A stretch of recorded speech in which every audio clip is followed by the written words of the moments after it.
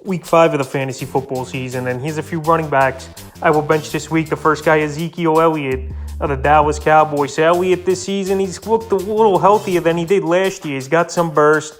He's finishing off runs with some more power than he did last year that we know he played with a torn MCL. So the last 2 weeks here for Zeke, week 3 at the Giants, 15 carries, 73 yards, a touchdown, and catching 2 yards. And week 4 versus the Commanders, nothing of note really. 19 carries, full workload, 49 yards, 2 catches, 32 yards. So right here, week 5, a very tough matchup at the Rams here that give up the least amount of fantasy points to running backs. And Elliott, at this point, he's a number 2 to flex option anyway in his career. And in my running back rankings, I had him this week just cracking the top 25 at number 23, so it's a tough matchup here.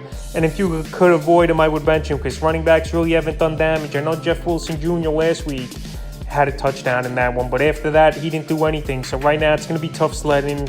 Rams want to get back on track. It's a home game for them. And Elliott, I just don't see him having a good one in this ball game, especially if the Cowboys are trailing. He don't really catch passes out of the backfield, staying in the same game. The next running back I would bench is Cam Akers of the Los Angeles Rams. So both him and Darrell Henderson, I don't expect much out of these guys here.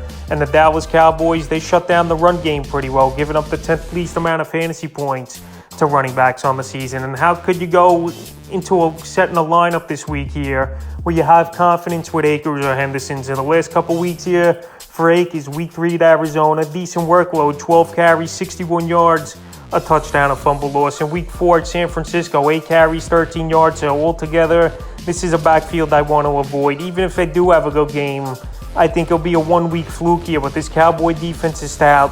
They're hungry, and they want to prove they could be a team in top of the NFC as Dallas in this big game. And it's going to start with the defense, I believe. So this week here, it's a tough start to start Cam Akers. He hasn't done much this season, and he's a guy I would bench. The next running back is Melvin Gordon of the Denver Broncos. So right now, it looks like Melvin Gordon's going to be the man over there in Denver with Mike Boone and Latavius Murray coming in and out. But Gordon, he's not 100% as well here, even though reports are coming out from the offensive coordinator. He's going to get the good workload. And Indianapolis, they're middle of the pack defense, giving up the 14th most fantasy points to running backs. But last week, Melvin Gordon, after Williams went down with the injury, he didn't look good at all. He dropped his one target, and he lost the fumble as well. So that one, he only finished with 3 carries, 8 yards. But week 3 versus a tough Frisco defense, he actually had a decent ball game. 12 carries, 26 yards, a touchdown, and 5 catches, 29 yards. But right here, week 5 versus Indianapolis, I think it's going to be a tough ball game. It's a Thursday night game, and to throw him right into the fire where he's not 100% with some neck issues as well as Gordon, and we don't know who's going to get what carries and workload, I would just take a wait-and-see approach and bench him from this week. Yeah, he could have a good game, but I would wait and see what the backfield looks like over there for the Broncos. The next running back is Travis Etienne of the Jacksonville Jaguars. So Etienne, a lot of people are hyped on him coming into the season, but I've been saying, you could go back to the preseason videos, that his ADP was way too high for where he was going. And James Robinson was still a guy to respect and think could be an every down back. And that's exactly been the case so far the first month of the season. And Etienne really fell off last week. I know it was a rainy ball game, and it was tough to move the football. 8 carries, 32 yards. And I know this week's a great matchup versus Houston that gives up the most fantasy points to running backs on the season, but I don't think that means much.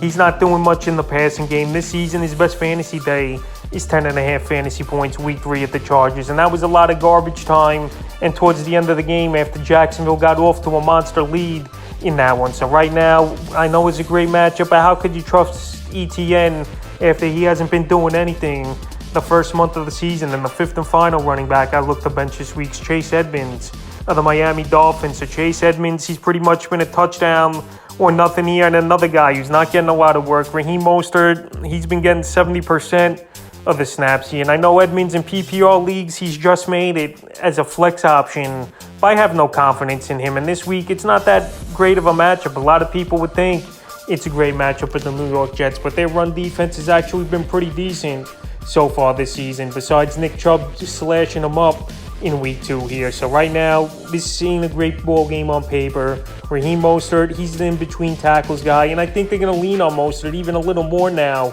with 2 out in this ball game. You don't want Teddy Bridgewater going out there and throwing the football 40, 50 times. So I think Mostert's going to get more run again in this game. And Chase Edmonds, if he don't score a touchdown in the last 2 weeks here, he has nothing, especially in week 3, 21 rush yards only, and the 2 touchdowns saved him. So he's a touchdown-dependent flex option and a guy I really don't have confidence in. And yeah, he could score a touchdown once again this week, but he's not getting yards, and that's all he's counting on. So that's a few running backs I would bench here in week 5 of the fantasy football season.